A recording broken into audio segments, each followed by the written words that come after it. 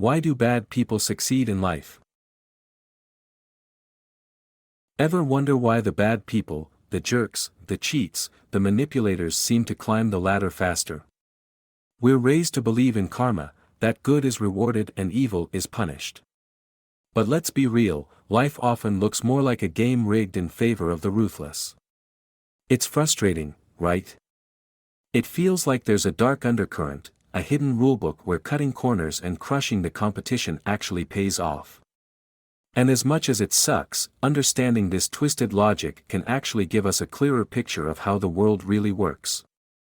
To get to the bottom of this, let's take a trip back in time with a guy named Niccolò Machiavelli. His book, The Prince, is basically the playbook for power. Now, Machiavelli gets a bad rap. People think he was this evil mastermind, but he was really just a keen observer of reality. He saw the world as it is, not how we wish it was. Machiavelli's main concern? Effectiveness. He saw that in the real world, especially in the power game, playing nice can be a major handicap. He argued that those willing to bend the rules, lie, manipulate, or even step on a few necks, the bad people, have a natural advantage over those who stick to a strict moral code. Why? Because the real world isn't a Disney movie. A truly effective leader, Machiavelli argued, needs to be practical, not just virtuous. This leads us to one of his most infamous ideas: the ends justify the means. Now, hold on. He's not saying, be evil for evil's sake. He's saying that to achieve big things, like holding on to power or building an empire, or even a killer career, sometimes you have to get your hands dirty. Bad people might have to use methods that make you feel a little queasy. Think about it, while the good guys are agonizing over ethics and empathy, the bad people are already 5 steps ahead. They're not bogged down by guilt or the fear of hurting feelings.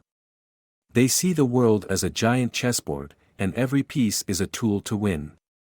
This cold, calculating approach gives them a huge edge. They don't waste time on regrets. They just act.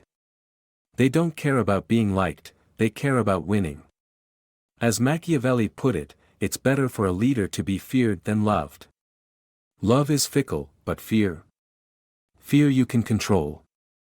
Look around you, in business, politics, even your everyday life. You'll see bad people thriving because they don't hesitate to do what others won't. They manipulate, they deceive, they exploit. They're not held back by old-school morality, and that makes them brutally effective. But here's the million-dollar question: is this kind of success sustainable? And is the price worth it? Here's where it gets interesting. Machiavelli wasn't just about being ruthless. He also talked about 2 key concepts: virtù and fortuna. These are the secret ingredients that separate the truly successful, even the morally questionable bad people, from the flash-in-the-pan failures. Let's start with virtù. For Machiavelli, virtù wasn't about being a saint. It was about skill, guts, smarts, and the ability to adapt. It's the ability to size up a situation, see it for what it really is, and act decisively to get the best outcome. A person with virtù isn't a slave to rigid moral codes. They're flexible, they're bold, and they're strategic. They understand that sometimes winning requires breaking a few eggs. This is where those bad people often excel. They're not afraid to be calculating and cunning, even if it means bending the rules or manipulating people. They have a sharp instinct for when to strike, when to back down, and when to play the game. They adapt to whatever reality throws at them. Machiavelli used a great metaphor here: a leader needs to be both a lion and a fox. The lion is strong and intimidating, inspiring fear and protecting its territory. The fox is clever, able to avoid traps and deceive when needed. The truly successful bad people master this balance. They know when to roar and when to slink around in the shadows. But virtù alone isn't enough. There's another player in this game, Fortuna.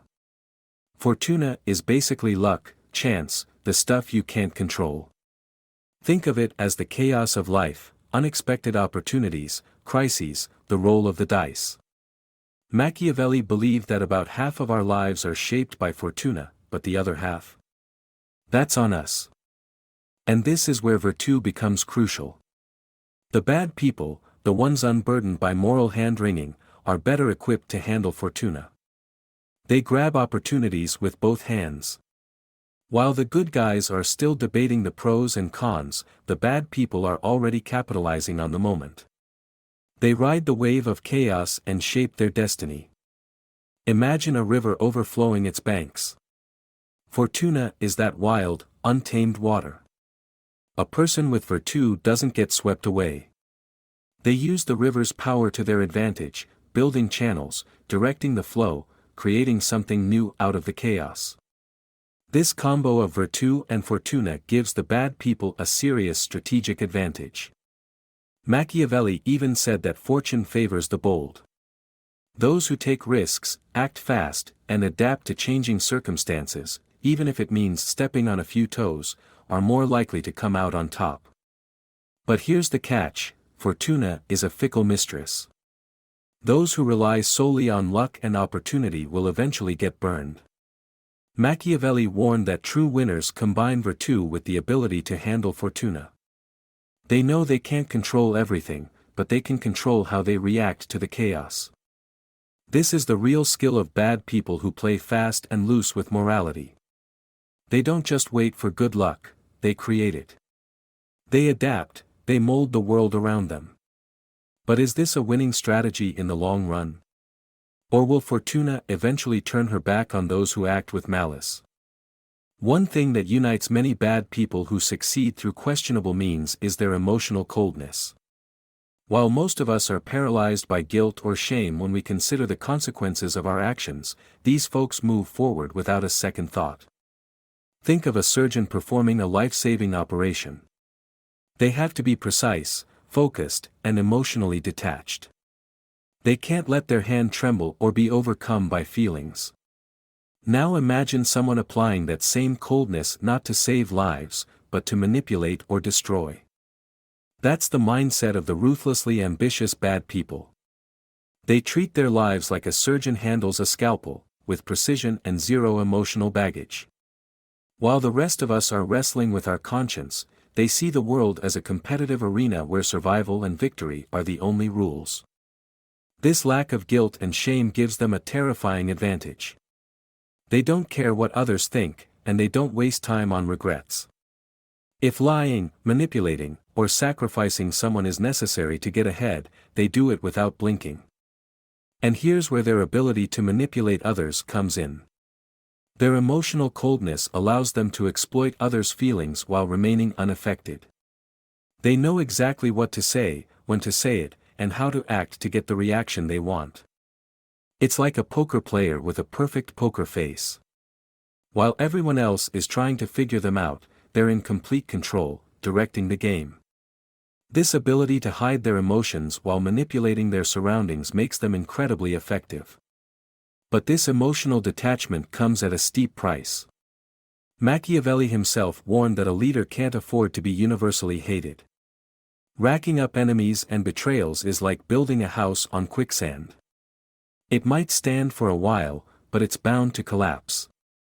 And living without guilt or empathy carries a silent but heavy burden.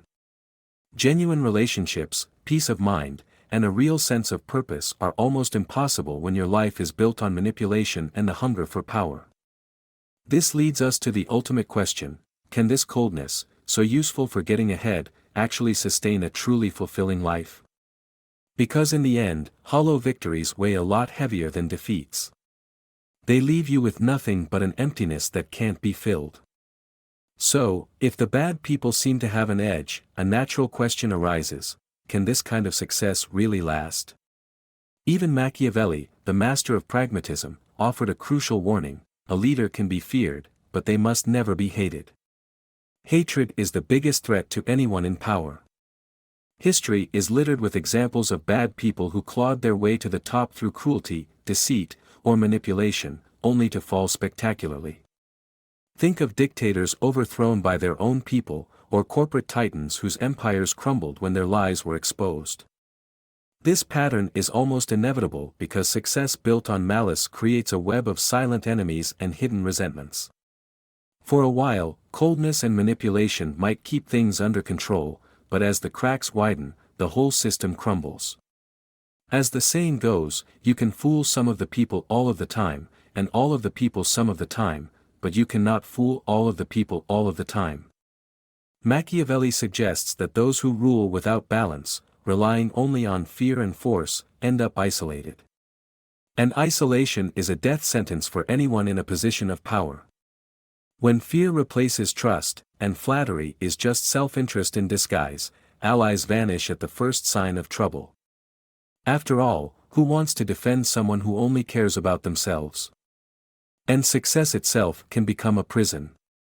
Someone who achieves great things through manipulation or ruthlessness lives with constant paranoia. Who's plotting against me? Who's trying to take what I've built? When will my lies be found out? This is the cruel irony: the more bad people achieve through malice, the more fragile and lonely their position becomes. Distrust sets in, relationships become superficial, and the fight to maintain control turns into an endless, exhausting battle. Think about the downfall of famous figures throughout history. Dictators who started with an aura of invincibility but ended up alone, hated, and overthrown. Corporate or political leaders who saw their reputations destroyed by a single scandal. Power built without ethics is a house of cards, impressive at first, but inherently unstable. Everything achieved through questionable means depends on a web of manipulations and fragile alliances that can collapse with the slightest tremor. And as Machiavelli knew, fortune is unpredictable. The same luck that favored these bad people can just as easily turn against them. One unexpected betrayal, one uncontrollable crisis, one miscalculation, and the illusion of invincibility shatters. This brings us to a crucial point: what does it really mean to prosper? While the bad people might accumulate wealth, power, or apparent success, these often come with a deep sense of emptiness and emotional isolation. The lack of genuine connections and the constant fear of losing what they have make life a constant struggle. Ultimately, success based on fear and manipulation is unsustainable. Like a castle built on sand, it's destined to crumble. And when the fall comes, it's often as brutal as the rise was impressive. This begs the question: is it really worth selling your soul for such a fragile and hollow victory? After all we've explored, one big question remains: is it truly worth it to achieve success, power, and wealth if it means sacrificing your humanity? Bad people who act with malice, coldness, and manipulation might climb the ladder faster, but at what cost? A life built on fear, deceit, and selfishness carries a hidden and often irreversible price. Think about it: what's the point of achieving everything the world defines as success, if you're empty inside, filled with distrust, and incapable of finding peace? While these bad people accumulate material victories, they also gather something far more destructive: loneliness, paranoia, and a complete disconnect from what truly matters. Machiavelli, in his own way, hints at this. He suggests that a leader should be feared but never hated because hatred is a recipe for downfall. The same applies to anyone who seeks power at any cost. The higher you climb by stepping on others, the more unstable your footing becomes, and the greater the risk of a lonely fall. Imagine a luxurious building, gleaming on the outside, but with a rotten foundation. It might look impressive from afar, but it's only a matter of time before it collapses. That's the life of bad people who sacrifice their values, ethics, and genuine relationships for hollow success. And there's something that neither power, money, nor fleeting victories can buy: a genuine sense of purpose and fulfillment. Bad people who manipulate and exploit others rarely find joy in their achievements. They're always on edge, afraid of losing what they have or being betrayed. After all, they know the rules of the game because they wrote them. This brings us to the most important reflection of all: what does it really mean to prosper? Is it just about having more money, more power, more recognition? Or is it about living a life that, in the end, has meaning? Because time, that relentless judge, will eventually demand its due. When we look back at the sands of time, what will truly matter?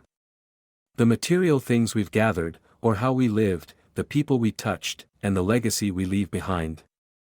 Machiavelli taught us that effectiveness might require sacrifices, but he also left us a less discussed lesson: balance is key. Strength and cunning can take you far, but without a solid moral compass, any victory will be hollow.